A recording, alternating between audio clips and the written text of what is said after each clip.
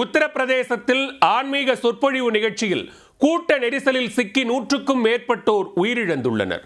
நாட்டையே சோகத்தில் மூழ்கடித்த கோர சம்பவத்தின் கடைசி நிமிடத்தில் நடந்தது என்ன?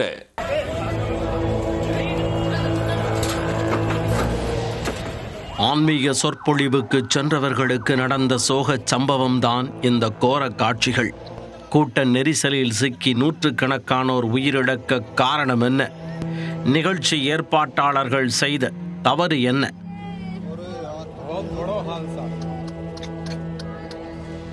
உத்தரப்பிரதேச மாநிலம் ஹத்ராஸ் பகுதியில் ரதிபன்பூர் எனும் கிராமம் அமைந்துள்ளது. இங்கு மதபோதகர் போலே பாபாவின் ஆன்மீக சொற்பொழிவு நிகழ்வு பிரம்மாண்டமாக நடைபெற்றது. இதற்காக போடப்பட்ட பிரம்மாண்ட கூடாரத்தில் பெண்கள், குழந்தைகள், முதியவர்கள் என ஏராளமானோர் கூடியிருந்தனர். சொற்பொழிவு, பஜனை என அமைதியாக நடந்த கூட்டம் முடிந்ததும் தான் சம்பவமே அரங்கேறி உள்ளது. பொதுமக்கள் அனைவரும் ஒரே நேரத்தில் வெளியே முண்டி அடித்து கொண்டு சென்றுள்ளனர்.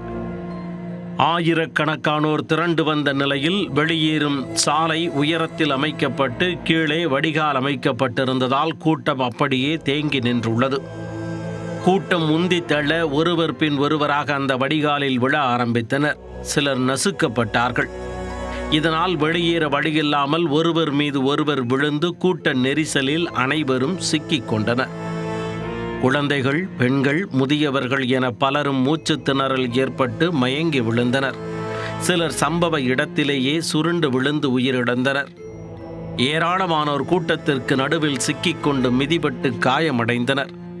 தற்போது வரை 100க்கும் மேற்பட்டோர் உயிரிழந்திருப்பதாக உத்தரப்பிரதேச மாநில அரசு தெரிவித்துள்ளது.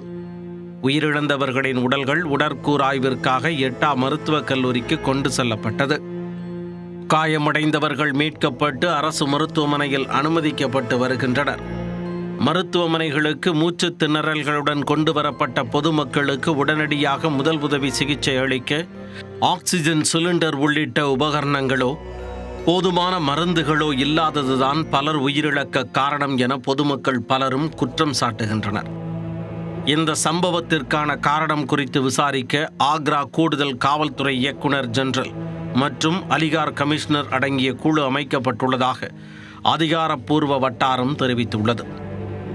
இந்த சம்பவத்திற்கு குடியரசுத் தலைவர், பிரதமர், உபி முதல்வர் உள்ளிட்ட பலரும் இரங்கல் தெரிவித்துள்ளனர்.